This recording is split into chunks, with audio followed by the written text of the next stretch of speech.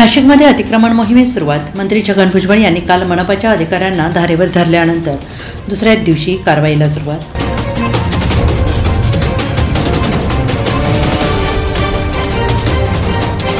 अतिक्रमण मोहिमेदरम्यान पोलिसांचा मोठा बंदोबस्त तैनात. महापालिका आणि पोलिसांचे संयुक्तरित्या कारवाई.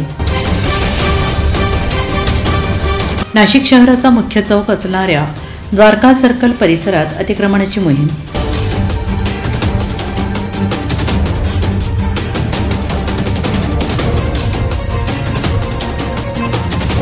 शहरातील वाहतूक कोंडी फोडण्यासाठी आणि पार्किंगचा प्रश्न मार्गी लावण्यासाठी अतिक्रमण मोहीम.